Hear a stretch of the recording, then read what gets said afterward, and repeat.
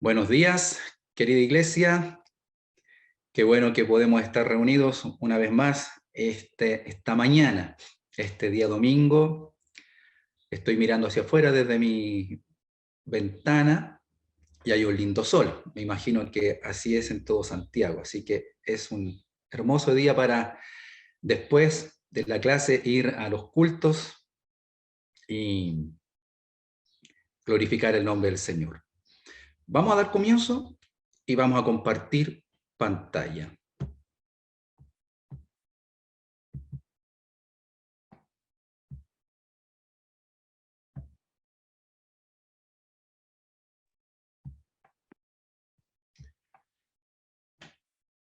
Muy bien. En esta clase nos corresponde ver y analizar los roles en el matrimonio. Y vamos a hacerlo, ¿cierto?, desde la perspectiva de haciendo las diferencias de la masculinidad y feminidad, y obviamente la perspectiva será bíblica, desde una perspectiva cristiana, que en definitiva es aquella que creemos y que abrazamos.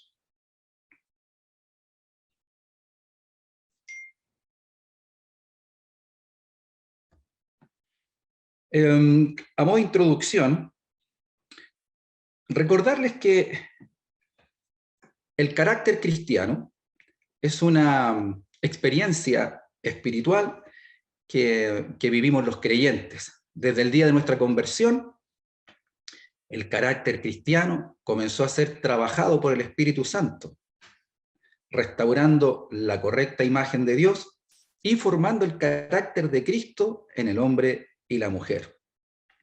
Esta tarea la comenzó el Espíritu Santo, como bien dice la primera frase, desde el día de nuestra conversión. Y en este trabajo, en este trato del Espíritu Santo, en este aspecto, es que la tarea no es sencilla. Y ya que esto significa que formar el carácter de Cristo en nosotros es precisamente colocar aquello que pertenece a Jesús, aquello que tiene que ver con los propósitos de Jesús, el pensamiento de Jesús, la forma de pensar, la forma de ser, la forma de hacer las cosas de manera cristiana, como Cristo las haría. Ahora bien, por otro lado, esto significa que el Espíritu Santo, además de colocar todo aquello que nos debe acercar e identificar con Jesús, también tiene que sacar. Y esa parte es la dolorosa en nuestra vida. Es como cuando a uno le desgarran algo de su ser, de su cuerpo, porque se trata de que el Espíritu Santo tiene que sacar todo aquello que pertenece al viejo hombre, aquellas malas costumbres, aquellos pecados y, y esos vicios y todo aquello que nos alejaba del Señor, todo aquello que está en contra de la santidad de Dios. Así que el trato del Espíritu Santo y el trabajo que desarrolla en nuestra vida para formar el carácter de Cristo es fuerte. Hay momentos en la vida que es quizás más fácil porque somos dóciles, porque nos dejamos trabajar y hay cosas que cuando las asimilamos de parte del Espíritu Santo que tienen que ver con la vida cristiana, lo apreciamos tanto. Pero luego, cuando tenemos que dejar que el Espíritu saque aquellas cosas que van en contra del cristianismo, se hace una tarea más difícil, más dura. Y tenemos que ser humildes y someternos a la obra del Espíritu Santo para que extirpe de nuestra vida, de nuestro corazón, aquellas cosas que pertenecen o que pertenecían al viejo hombre. Y bueno, dentro de este trabajo del Espíritu Santo, de formar en nosotros el carácter de Cristo, la masculinidad y feminidad son parte de aquellas áreas que están también siendo trabajadas por el Espíritu Santo. en el hombre y la mujer de Dios. Recordemos que desde nuestro nacimiento el Espíritu Santo ha tenido que rehacer todos nosotros. Esto lo vemos ya desde la salvación, cuando una de las virtudes, de los beneficios de la salvación, de las obras de la salvación, es la regeneración. Hacer todo de nuevo, renacer, nacer de nuevo en Cristo Jesús. Entonces, todo nuestro ser y todas las áreas que competen, que pertenecen, deben ser también trabajadas, moldeadas. Y la masculinidad y feminidad no quedan fuera. Deben ser también reorientadas una vez más. Reforzando afirmaciones bíblicas. ¿A qué me refiero con esto? Es que vamos a reforzar cosas que el pastor Leo en las clases anteriores ya ha enseñado y que siempre es bueno estarnos recordando para precisamente reafirmar y estas se incorporen fuertemente en nuestro entendimiento, en el correcto entendimiento de las Escrituras y de la voluntad de Dios. La Biblia afirma que los hombres y mujeres están hechos igualmente a imagen de Dios. Comparten igual valor, estimación, dignidad e importancia. No hay superioridad ni inferioridad. El género nos fue dado por Dios y definido por Él mismo. Ser hombre o mujer es parte de la esencia de una persona desde el principio. Y no es un constructo social, una idea o percepción, como la cultura y sociedad que nos rodea quieren definir. Quiero detenerme un poquitito en este punto y hacer la siguiente reflexión. Vivimos en medio de una sociedad, de una cultura moderna, que se esmera en deconstruir lo que Dios ha hecho y lo que Dios ha establecido en las Escrituras. Y luego también quiere redefinir lo que es bueno y lo que es malo. Si puede, recuerda estas dos palabras, deconstrucción y redefinir. Son dos palabras que lamentablemente se están manifestando fuertemente en estos tiempos. Cuando digo deconstruir, y lo dije hace un momento, es desarmar, destruir todo aquello que es fundamento, todo aquello que está establecido. Y esto se manifiesta en distintas áreas de la vida. Hay un esfuerzo por hacer una deconstrucción de los valores, de los principios, de la familia, de lo que es un liderazgo, etcétera, etcétera. Y luego, la segunda palabra que usé fue redefinir. Lamentablemente, el hombre y la mujer, por supuesto, cuando digo hombre, muchas veces lo diré de manera genérica para que nos podamos entender, incluye hombre y mujer, pero el hombre y la mujer desde que cayeron, y allá me voy al Génesis, vamos a ir también ahora un poco más adelante al Génesis, y fueron expulsados del huerto. De ahí en adelante, por causa del pecado, el ser humano comenzó a redefinir lo que es bueno y malo, pero bajo su propia percepción, bajo sus propios conceptos e ideas. Lo peligroso y lo lamentable es que esta redefinición de lo bueno y lo malo, está hecho desde el pecado, desde la corrupción de la mente y del corazón del ser humano. Así que el Señor nos ayude a estar vigilantes y pendientes de aquello que está sucediendo en nuestros días, en nuestra sociedad. Continuamos. El género es un constructo divino. Compartimos una humanidad común, iguales en valor, pero no somos idénticos. Quiero destacar acá, está en negrilla, el género es. un constructo divino.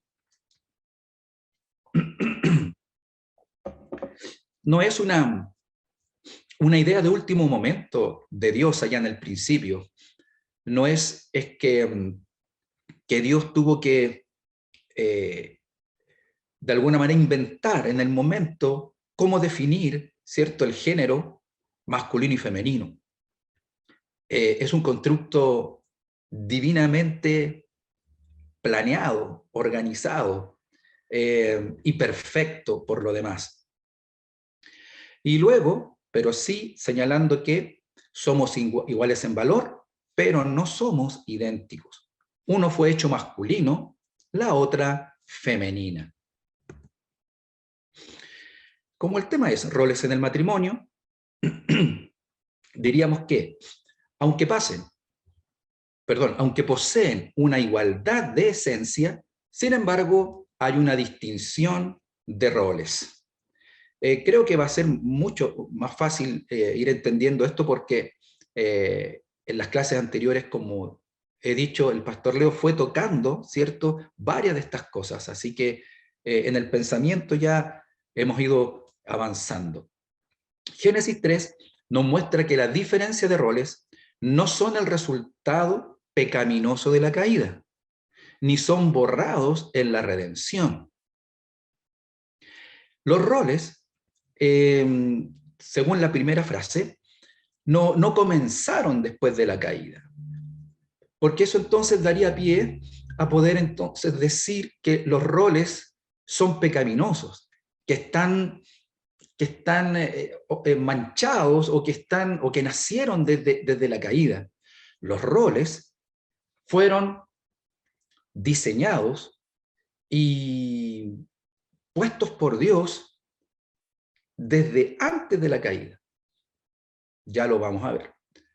Tampoco son borrados en la redención, puesto que estos roles son establecidos por Dios. No son pecaminosos, por lo tanto en la redención de nuestras vidas no son borrados, sino que por el contrario son restaurados, son llevados al comienzo, al principio, son restaurados para que se desarrollen como fueron creados antes de la caída, como el Señor, como Dios quiere que se desarrollen. Los hombres y mujeres están diseñados por Dios desde el principio con roles distintos, complementarios y buenos. Estos roles están sujetos bajo el diseño, principios, mandatos y responsabilidades que Dios ha establecido en las Escrituras.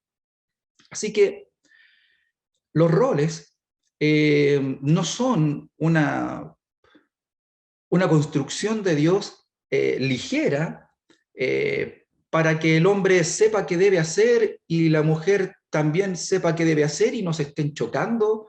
No es tan simple, sino que por el carácter de los roles, estos deben estar sujetos bajo el diseño original, bajo principios y mandatos también. Y como también veremos, responsabilidades que Dios ha establecido. Filipenses 2, versículo 1 al 7, y permítanme esta lectura para otra reflexión. Dice así: por tanto, si hay alguna consolación en Cristo, si algún consuelo de amor, si alguna comunión del Espíritu, si algún afecto entrañable, si alguna misericordia, completad mi gozo sintiendo lo mismo, teniendo el mismo amor, unánimes, sintiendo una misma cosa. Nada hagáis por contienda o por vanagloria, antes bien, con humildad, estimando cada uno a los demás como superiores a él mismo, no mirando cada uno por lo suyo propio, sino cada cual también por lo de los otros. Haya pues en vosotros este sentir que hubo también en Cristo Jesús, el cual, siendo en forma de Dios, no estimó el ser igual a Dios como cosa a que aferrarse, sino que se despojó a sí mismo, tomando forma de siervo, hecho semejante a los hombres. Jesucristo siempre ha sido, es y será nuestro referente, nuestro perfecto modelo. Y hay dos palabras acá dentro de toda de este contexto tan maravilloso, tan hermoso. Creo que lo he dicho antes cuando hicimos el estudio de otro ramo. Esta parte de Filipenses es un himno que la iglesia cristiana primitiva cantaba. Y en el versículo 5 dice: haya pues en vosotros este sentir que hubo también en Cristo Jesús. La palabra sentir aquí en la versión de la Reina Valera podría llevarnos a pensar que se trata de sentimientos tan solo.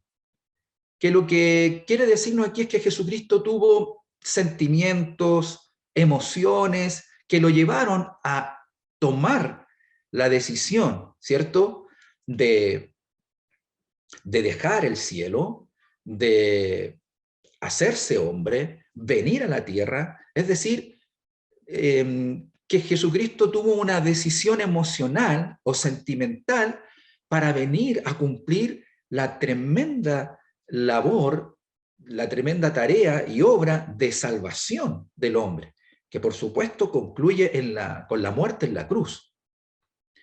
Y muy lejos está de eso lo que quiere la palabra enseñarnos. No fue un sentir. Entonces, la traducción acá es mejorada en otros textos, en otras versiones. Y aquí la palabra en realidad tiene que ver con dos ideas. Y la primera idea, y la palabra griega es froneo, froneo. Y la palabra froneo tiene que ver con dos cosas. Primero, tiene que ver con ejercitar la mente, con aplicar el entendimiento. Tiene que ver con poner a disposición las facultades cognitivas, el entendimiento, el conocimiento, el entender.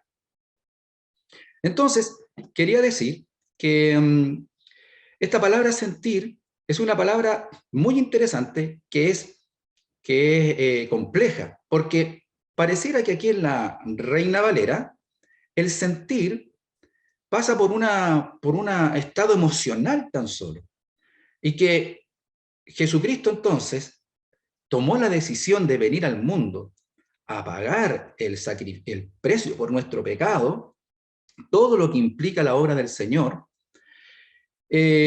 Pareciera que lo hubiese tomado la decisión de manera emocional, sentimental. Pero esta palabra es mucho más completa, y en el original, que la palabra en griego es froneo, tiene que ver con dos cosas. Con poner a disposición nuestra mente, ejercitar la mente, es poner a disposición nuestras capacidades cognitivas, el conocimiento, el entendimiento, el pensar. Cuando uno va a tomar decisiones, sobre todo ahora cuando uno es adulto, uno medita y piensa en todos los pros y los contras de la decisión final, evalúa, considera. Y así que esta palabra tiene que ver con eso, poner la mente a disposición. Y luego también tiene que ver con sentimiento, poner esfuerzo, como decimos, ponerle ganas, y tiene que ver con fuego, con ardor, tiene que ver con ánimo. Entonces, esta palabra sentir significa tomar una decisión pensada, pero también colocándole todo nuestro esfuerzo, todas nuestras emociones, todo nuestro empeño, como diríamos. Así que a la hora de de permitir que se desarrolle en nosotros la masculinidad y la feminidad, debemos tener como referencia a Jesucristo, poner todo de nosotros, nuestras capacidades, nuestra mente y nuestros sentimientos, para que esto funcione, para que esto salga adelante, para que los roles en el matrimonio, ¿cierto?, puedan cumplirse y llevar al matrimonio donde el Señor quiere. Cuando a veces esperamos que surjan de manera espontánea, no siempre resulta así, porque luchamos con una parte de nuestra vida, con la carne, que quiere hacer las cosas distintas a como la Escritura nos enseña. Por eso, para que los roles en el matrimonio, los roles que la Biblia establece a través de la masculinidad y la feminidad, debemos ponerle todo nuestro esfuerzo, nuestro empeño, y dejar entonces que la Escritura nos guíe y nos oriente. Y lo segundo entonces era, como está en rojo acá, sino que se despojó a sí mismo. Aquí tenemos otra hermosa virtud de Jesús que nos enseña, sino que se despojó a sí mismo. Negación, renunciación, son palabras que acompañan a Jesús y debiésemos aplicarlas en nuestra vida. Qué maravilloso es y qué bien le hace al matrimonio cuando tenemos esta actitud que tuvo el Señor. Había olvidado esto, la palabra sentir, quizás la palabra más cercana a su traducción original, es actitud. Haya pues en vosotros la actitud, el pensamiento con los sentimientos. Y para el beneficio del matrimonio, para poder despojarnos de nosotros mismos, para tener esta actitud de negarnos, de renunciar incluso a aquellas cosas que solo podrían favorecernos a nosotros en favor de otros, está claramente referenciado en Jesucristo. Él es nuestro modelo. Fundamentos para la masculinidad bíblica. Hemos leído también en clases anteriores Génesis 2, 15 al 24. Vemos en el diseño la intención original de Dios para los hombres y las mujeres. Luego, en el Nuevo Testamento, encontramos a Jesús y Pablo citando a Génesis 1, 3, mostrando que estos siguen siendo pertinentes y normativos. Esto, para el estudio personal, se darán cuenta y seguramente ya vienen a su mente textos que encontramos en el Nuevo Testamento, expresados por Jesús y por Pablo, donde traen a la memoria la escritura del Antiguo Testamento en relación a Génesis capítulo 1 al 3. Leamos este texto de Génesis 2, 15 al 24. Tomó pues Jehová Dios al hombre y lo puso en el huerto de Edén, para que lo labrara y lo guardase. Y mandó Jehová Dios al hombre, diciendo: de todo árbol del huerto podrás comer, mas del árbol de la ciencia del bien y del mal no comerás, porque el día que de él comieres, ciertamente morirás. Y dijo Jehová Dios: no es bueno que el hombre esté solo, le haré ayuda idónea para él. Jehová Dios formó pues de la tierra toda bestia del campo y toda ave de los cielos, y las trajo a Adán para que viese cómo las había de llamar. Y todo lo que Adán llamó a los animales vivientes, ese es su nombre. Y puso Adán nombre a toda bestia y ave de los cielos, y a todo ganado del campo. Mas para Adán no se halló ayuda idónea para él.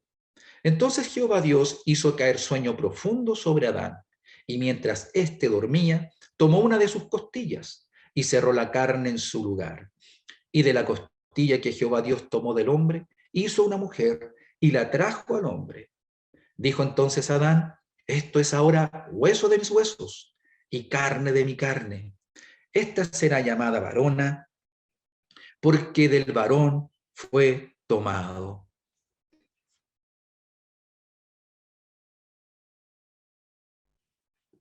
Este texto, como dije, se han leído en clases anteriores y es bueno reforzarlo. En la medida que más leemos un texto, se va grabando en nuestro corazón. Dentro de los roles que, según las Escrituras, Dios estableció para el hombre y sobre el hombre, en el Génesis, tiene que ver con estos dos pilares: autoridad y responsabilidad. Y son dos pilares de la masculinidad bíblica dado por Dios, como decíamos. La autoridad y responsabilidad se ven en cómo Dios comisionó al hombre para que trabajara y velara por el huerto. Dios trajo a Adán todas las criaturas vivientes para que él les pusiese nombre.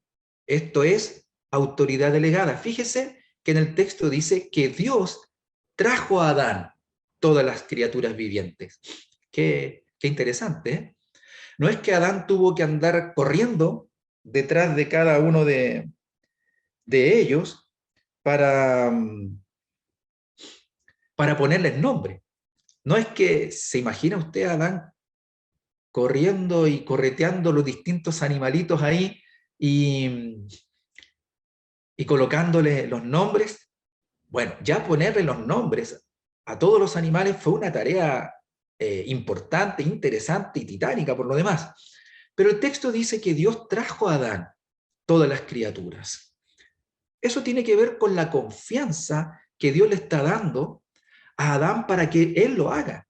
Dios podría haber puesto todos los nombres, él, pero le da esta confianza, como hemos dicho, y esta autoridad a Adán para que él ponga los nombres. Esto es autoridad delegada, delegada por Dios al hombre.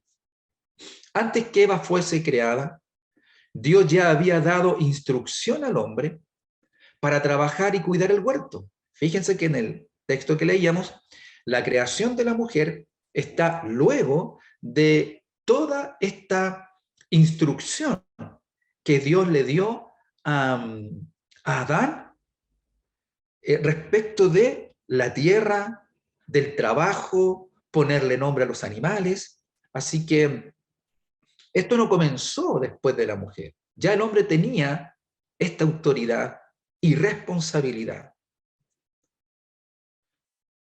Entonces, antes que Eva fuese creada, Dios ya había dado instrucción al hombre para trabajar y cuidar el huerto. Esto es normativo en el diseño que Dios estableció.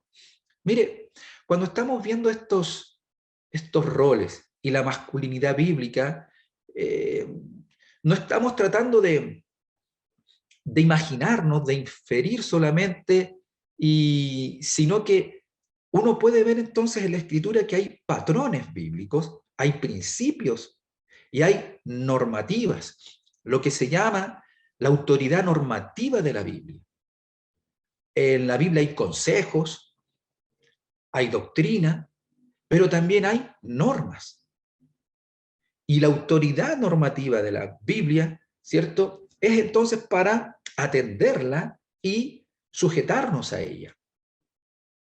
Entonces, esto normativo en el diseño que Dios estableció, a lo cual el hombre debía responder, debía ser con responsabilidad. La autoridad en el hombre, la autoridad delegada por Dios, siempre, siempre irá de la mano con la responsabilidad. Autoridad con responsabilidad. Esto establece los funcionalmente distintos que son Adán y Eva.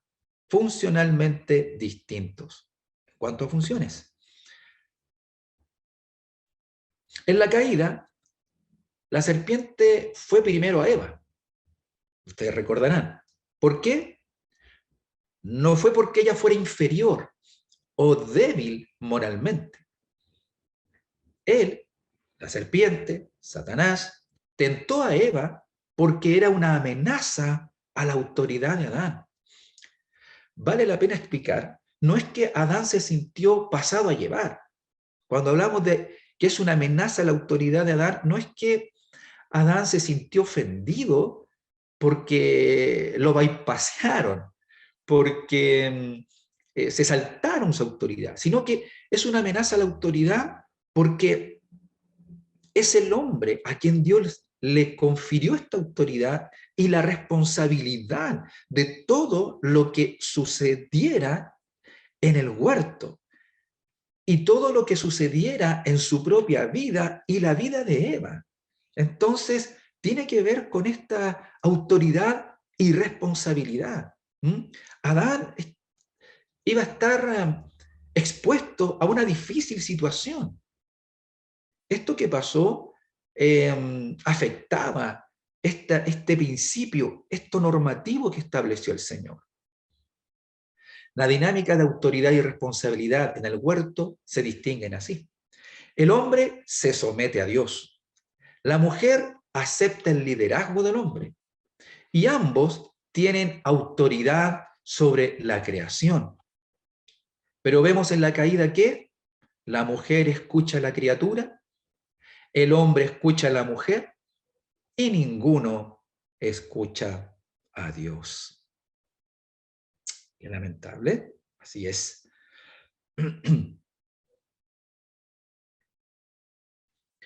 La responsabilidad del hombre ante Dios, en Génesis 3, 8 al 9, dice, mas Jehová, Dios, llamó al hombre y le dijo, ¿dónde estás tú?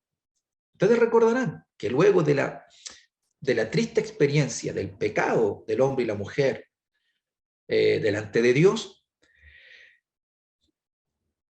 el Génesis nos narra que se escondieron de la presencia de Dios, descubrieron que estaban desnudos y les dio vergüenza. Ellos estaban desnudos, pero ahora algo sucedió distinto, algo que no habían sentido antes. Sintieron vergüenza de su desnudez, como una de las primeras consecuencias del pecado. Y entonces, dice en el texto que Dios llamó al hombre. Y ahí podemos entonces notar la relación de autoridad y responsabilidad que había entre el hombre con Dios. Dios lo llamó a él primero. Después de este colapso, de esto tan terrible, Dios lo buscó a él. Dios lo llamó. ¿Dónde estás tú? Con un ejemplo quizás muy sencillo, pero todos entendemos que cuando estamos en alguna labor que se nos ha encomendado, un trabajo, cuando en nuestros trabajos, profesiones, nos han delegado autoridad, nos ponen a cargo de una situación, de un proyecto, y cuando las cosas no están funcionando, ¿cierto? Se llama a la persona a quien se le dio la autoridad para pedir, ¿cierto?, las explicaciones, porque junto con la autoridad se le ha dado responsabilidad. Siempre, ¿cierto?, se llamará a aquel a quien se le depositó la confianza y se le dio las herramientas para llevar a cabo la tarea. Entonces Dios, obviamente, llamó primero al hombre. ¿Dónde estás tú? Bajo este mismo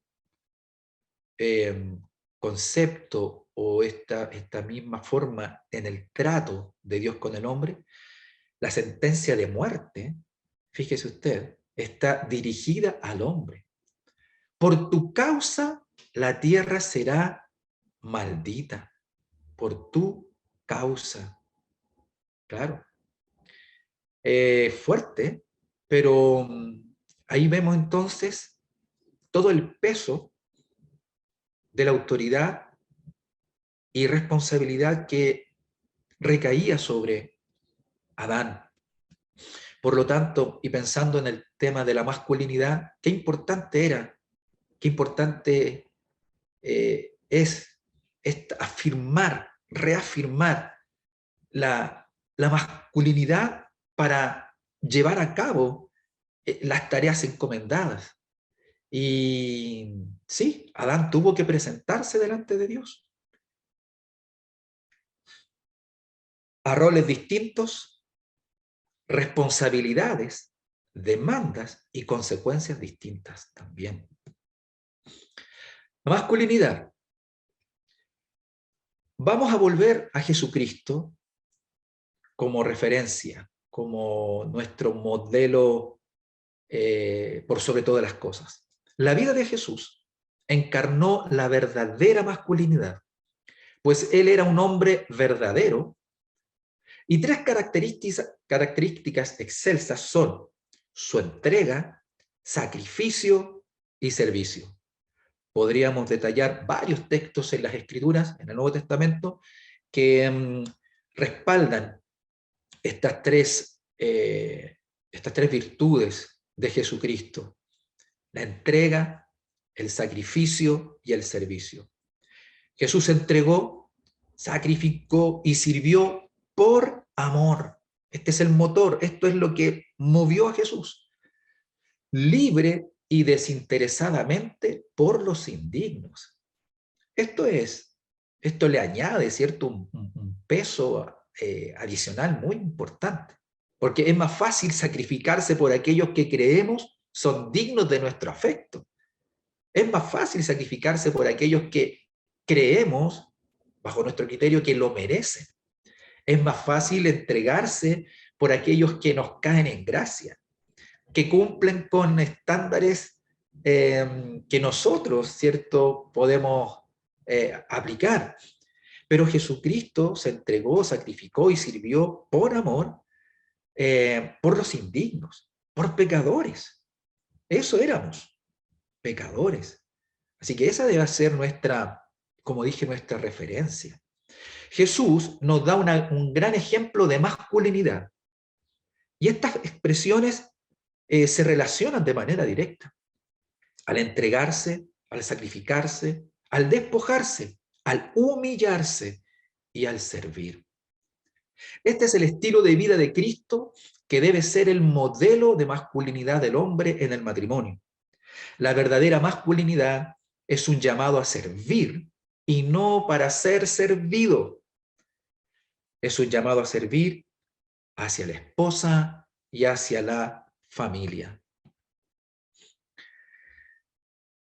Hay dos palabras acá, dos conceptos también que son importantes de destacar.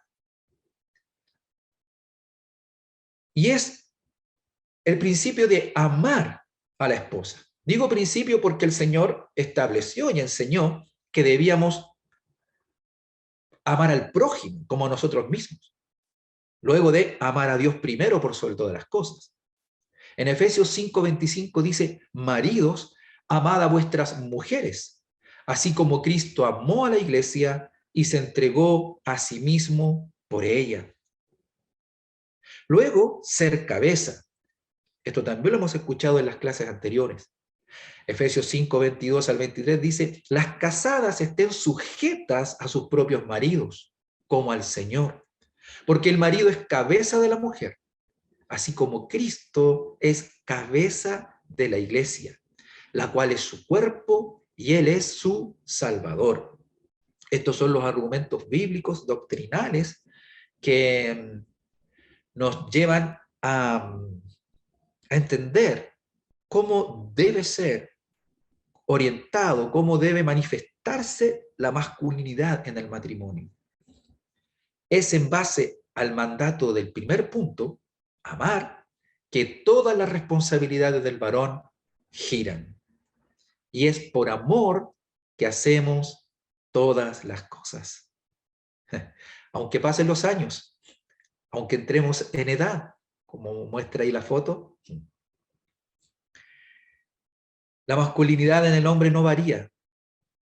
La masculinidad no tiene con tener más fuerza física o menos fuerza física. No tiene que ver con que uno con el paso del tiempo como varón vaya perdiendo habilidades. Claro que las extrañamos y las necesitamos y nos complicamos cuando ya no tenemos las mismas fuerzas físicas o no tenemos las mismas habilidades.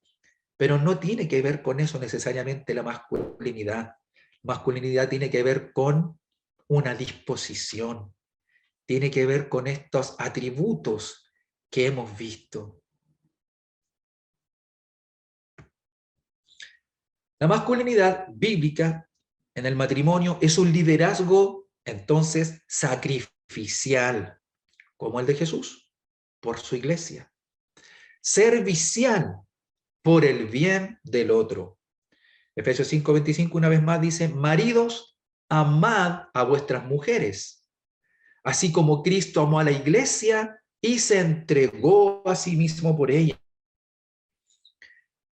El hombre entonces debe estar dispuesto a tener un liderazgo que se sacrifica.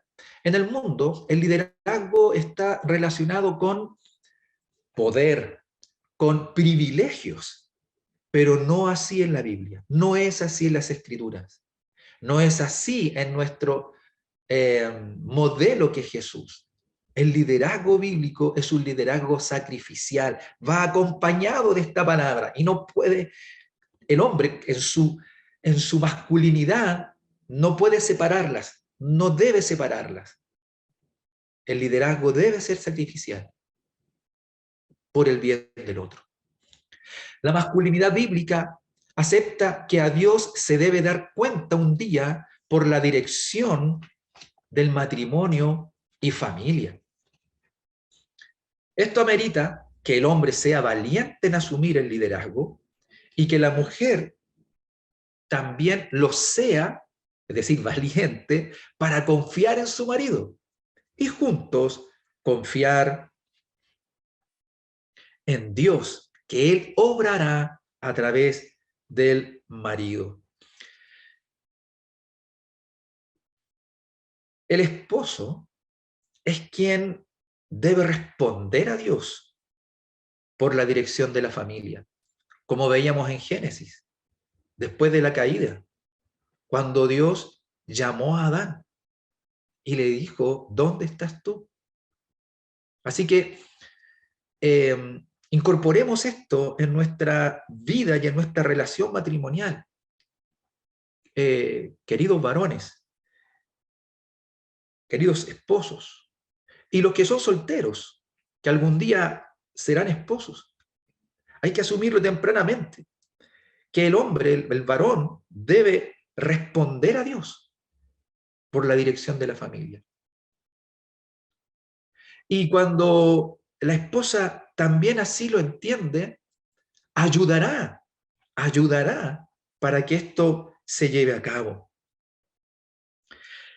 A ver, ¿significa esto que el marido siempre debe tomar todas las decisiones por sí mismo?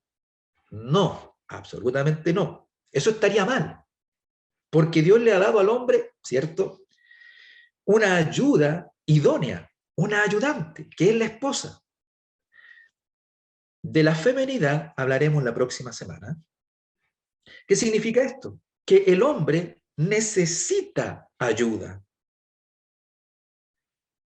Por tanto, es decir, el varón dice, sé que en mi casa Dios me ha llamado a ser la cabeza de mi esposa y de mi familia, pero no nos podemos engañar en pensar que lo tenemos todo resuelto y que todo lo sabemos hacer.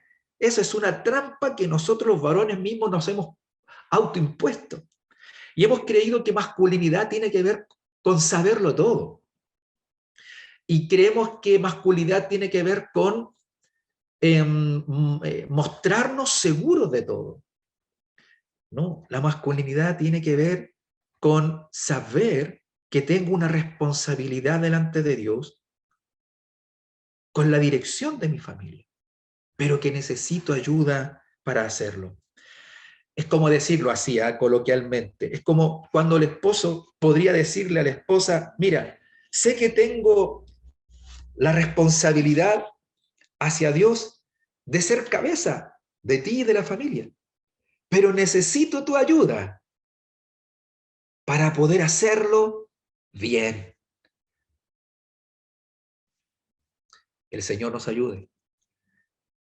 La masculinidad bíblica no tiene que iniciar cada acción, pero toma la responsabilidad de proveer un patrón general de iniciativa. Esto significa que el marido no tiene que pensar y planificarlo todo, como decíamos hace un minuto atrás. Debe asumir la responsabilidad general de iniciar y llevar a cabo la planificación espiritual para la vida familiar. Ese es su norte, ese es su objetivo. Cuando la familia está planificada espiritualmente, esto ayuda muchísimo para el devenir familiar, para la vida cotidiana.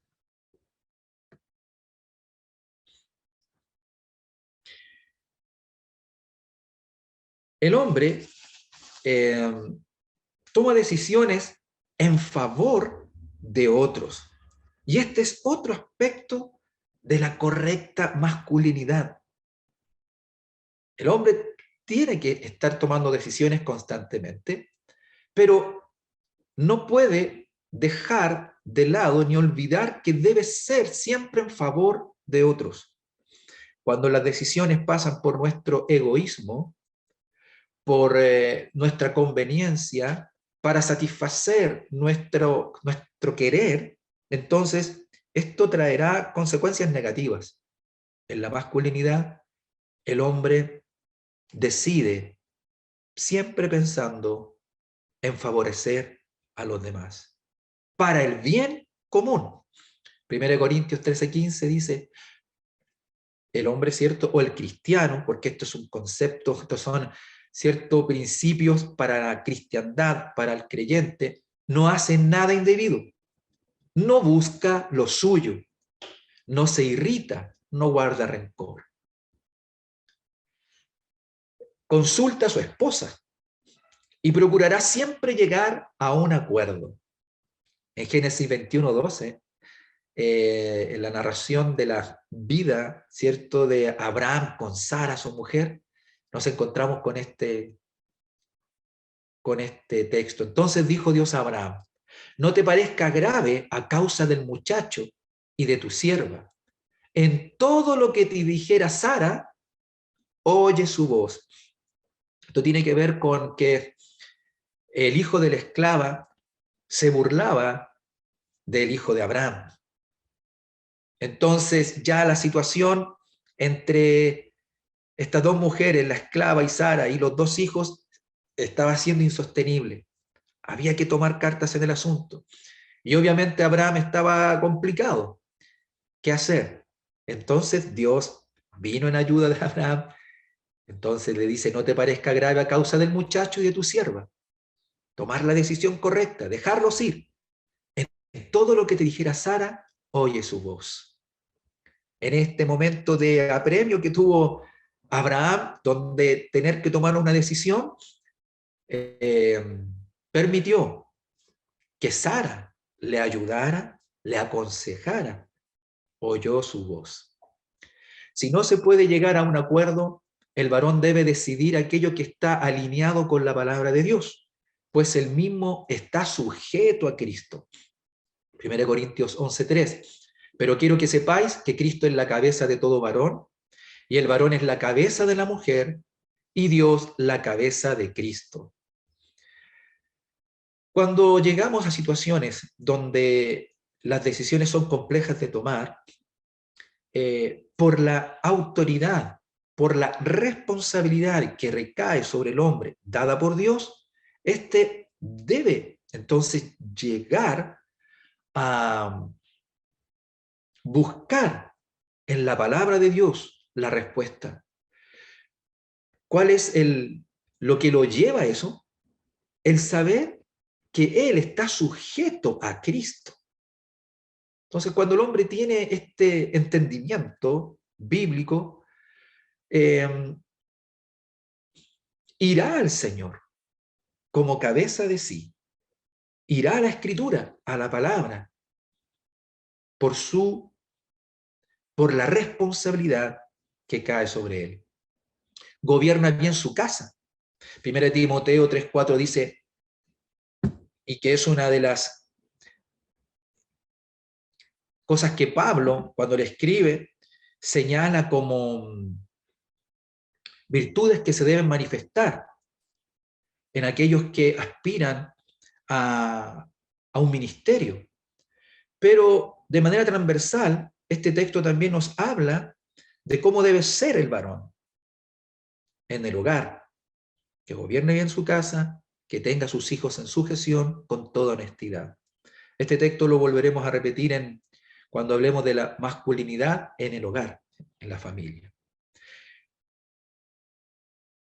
Otro punto que manifiesta la masculinidad bíblica es cuando el hombre ora por el bienestar de su esposa.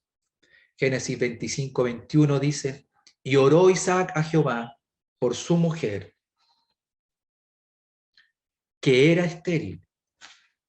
Y lo aceptó Jehová, y concibió Rebeca su mujer. Qué hermoso, qué bonito como vemos aquí que Isaac también entiende su rol, ya no es Abraham, entiende cómo debe presentarse y cómo debe actuar frente a las necesidades de otros, en este caso de su esposa. Y como cabeza de hogar, ¿dónde buscó la solución? Comenzó por orar a Dios. No es que se sintió empujado a que como hombre tenía que buscar cualquier solución. No. Como hombre de Dios, en su masculinidad, como hombre de Dios, entendió que la oración era un instrumento, una herramienta que debía usar.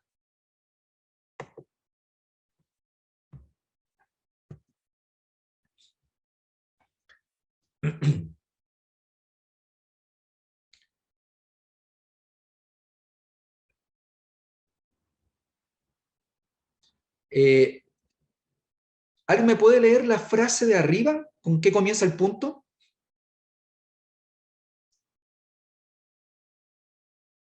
El proveedor.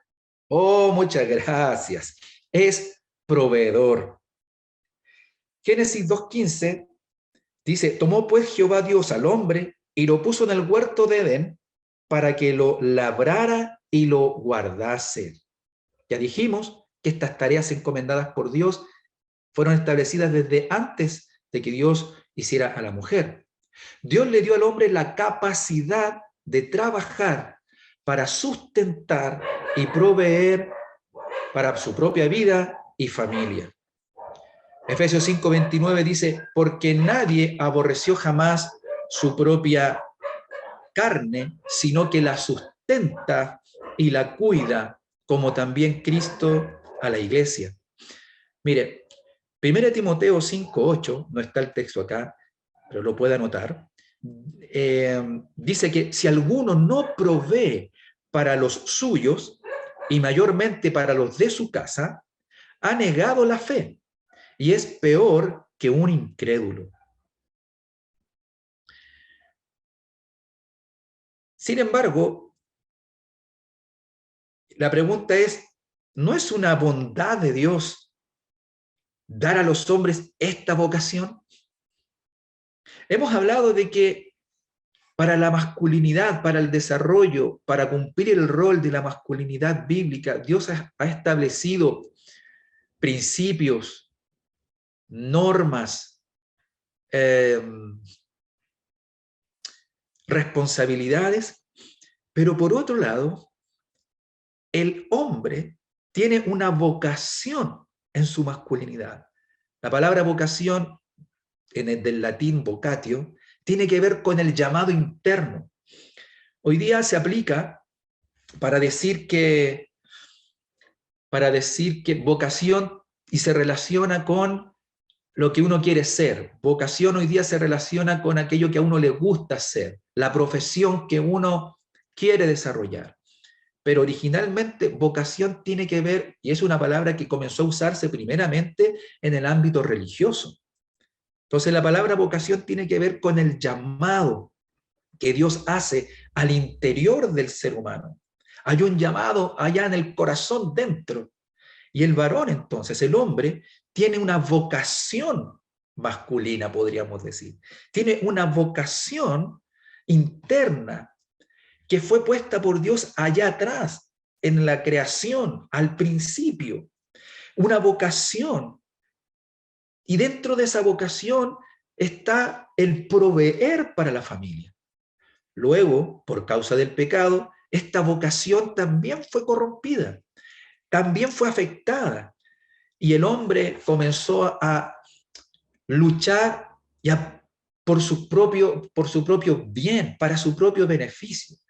Y es aquí cuando tristemente se quiebra, y hoy día tenemos frases como la guerra de los sexos, donde ponen a un hombre a un lado y la mujer al otro lado dentro del ring.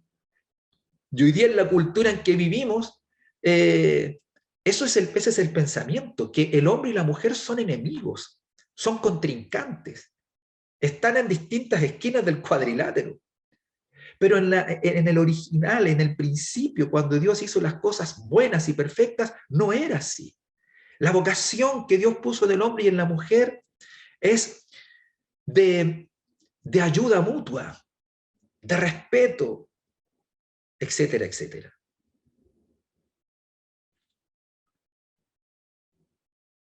El hombre tiene esta vocación porque al proveer a aquellos de quienes es responsable, el hombre refleja la provisión de Dios de todo lo que necesitamos para la vida y la piedad.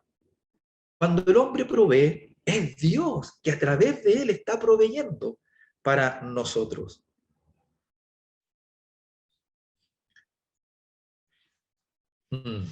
Cuando pasamos por momentos difíciles en la economía, por ejemplo, cuando pareciera que va a faltar el pan sobre la mesa, es el marido el que debe sentir la presión principal de proveerlo.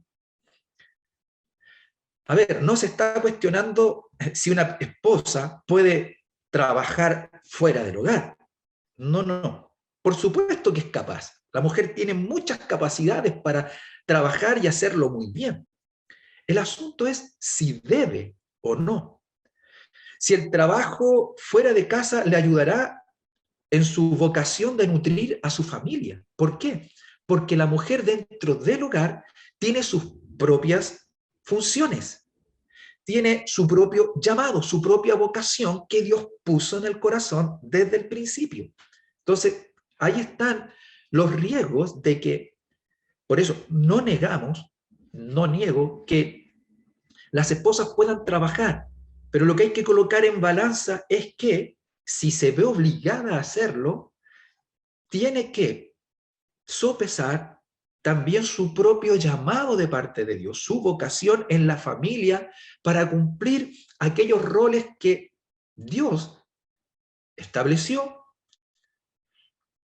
en la crianza de los hijos, por ejemplo, y otras cosas. Por otro lado, es importante que el hombre, al sentir la responsabilidad y la presión de proveer, la mujer pueda reafirmar aquello, porque esto ayuda a la dignidad del hombre. Usted seguramente se ha dado cuenta, nos hemos dado cuenta, que cuando hay varones que están privados de poder trabajar para traer el sustento al hogar, varones que por salud, lamentablemente, están incapacitados, varones que no pueden salir a trabajar por accidente o porque están postrados, todos nos hemos dado cuenta que una de las cosas que más les duele al varón es la imposibilidad de salir a ganar el pan para la familia. Si hay una frustración en el hombre, son capaces de cargar con el dolor físico, son capaces de lidiar con el dolor de una operación, de una dolencia, pero en el fondo, si hay un dolor que es más intenso, pero que va escondido, es el no poder salir a trabajar para traer el sustento a la casa, el pan de cada día. ¿Qué es eso? La vocación intrínseca. Es esa vocación que está en el varón, esa autoridad y responsabilidad que fueron puestas por Dios, que lo empuja, que lo lleva a incluso querer recuperarse prontamente o a medio estar sano, levantarse y salir a trabajar. El hombre es proveedor porque así el Señor lo ha establecido. Es la vocación que el Señor ha puesto sobre él. Luego tenemos que el varón trata a la esposa con delicadeza y honor. Primera de Pedro 3:7 dice, vosotros, maridos, igualmente vivid con ellas sabiamente, dando honor a la mujer como a vaso más frágil y como a coherederas de la gracia de la vida, para que vuestras oraciones no tengan estorbo. Ya hemos aprendido también, y esto es tan importante, el trato. Este solo texto es como para trabajarlo y desarrollarlo de manera separada, pero el trato a la esposa, queridos varones, al hacerlo de manera delicada y con honor, es una clara señal de masculinidad. Tenemos la idea de que masculinidad tiene que ver con ser duro, con ser agresivo, con ser tosco. A veces pareciera ser que la masculinidad no puede manifestar delicadeza. Y por eso es que hay que derribar estos mitos, estas ideas equivocadas. Muy por el contrario, la masculinidad bíblica le enseña al hombre que puede ser completamente delicado en relación a su esposa, ser amable, comprensivo, ayudar en las labores de casa. El varón no es menos masculino cuando lava la loza, cuando seca los platos, cuando plancha su ropa. Que el Señor nos oriente en la dirección correcta. El varón también, en su masculinidad, es protector. Efesios 5:29 dice, porque nadie aborreció jamás a su propia carne, sino que la sustenta y la cuida, como también Cristo a la iglesia. Mire cómo Jesucristo es nuestro gran protector. Tenemos la seguridad como iglesia y descansamos sobre esta verdad de que Jesucristo sustenta, ya lo vimos, y cuida de la iglesia, que es la novia. ¿Cómo nosotros nos sentimos y muchas veces hemos orado y le hemos dado gracias al Señor por su protección sobre la iglesia? Cómo a lo largo de la historia Él ha cuidado de su iglesia, la ha guardado del mal. Y a la iglesia esto le hace tanto bien. Y caminamos tranquilos, seguros, confiados en Él. Bueno, la esposa, cuando el hombre manifiesta su masculinidad a través de este principio protector, y no tiene que ver, una vez más, con que el hombre sea fornido, musculoso, no tiene que ver con que el hombre tenga una apariencia ruda para proteger. Podemos ser comunes y corrientes, podemos ser delgados, bajos, podemos ser muy quietos, pero la protección tiene que ver con que el hombre asume la función de ponerse por delante, como hemos ido hablando en los puntos anteriores. Vela por ella, está pendiente de ella. Mire, ejemplos comunes, ejemplos del diario vivir. Cuando un matrimonio está caminando por la calle y alguien viene y amenaza, cosa que está acá tan común hoy día, ¿qué debería hacer el hombre? ¿Debería esconderse detrás de la mujer? No, de ninguna manera. la masculinidad bíblica siente la responsabilidad natural dada por Dios de avanzar y ponerse entre la amenaza y la mujer. ¿Por qué? No porque la mujer sea inherentemente más débil o físicamente o cobarde, ¿sí? Sino porque el hombre o los hombres están diseñados por Dios para proteger a otros de manera sacrificial, ¿sí? Porque el hombre se expone cuando tiene que proteger a su esposa de no salir del todo bien, de no salir del todo bien parado, como decimos. Pero no le importa, porque sabe que su actitud, su entrega es sacrificial. Él tiene una conciencia de su responsabilidad de guardarla, porque él es un hombre y ella es una mujer, un vaso a considerar como más frágil. Esto viene de un profundo sentido de aptitud honorable en la forma en que Dios creó las cosas. Si bien es cierto, el primer deber del hombre es proteger el bienestar espiritual de su familia, pero también no se limita ahí, sino también proteger de los peligros físicos que el entorno pudieran propiciar. ¿Quién le enseñó al hombre a tomar a la mujer del brazo para caminar por la calle? ¿Quién le enseñó al hombre a ponerse por delante cuando, como ya decíamos, hay un peligro? Es Dios quien puso desde el principio estas condiciones, estas actitudes, estas formas en el hombre. Para terminar esta clase de hoy, quisiera recordarles que la Biblia nos enseña del primer Adán y del segundo Adán.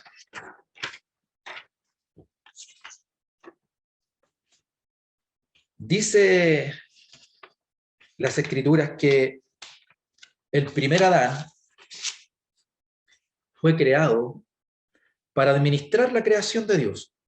Eso es lo que hemos aprendido. Para proporcionar liderazgo a su esposa, obedeciendo los mandamientos de Dios. Pero fracasó. El segundo Adán, que es Cristo, fue el hombre perfecto, que sirvió sacrificialmente, usó su autoridad para el bien, dio su vida por su esposa y obedeció completamente los mandamientos de su Padre. Jesús muestra perfectamente la masculinidad bíblica en la que Adán fracasó.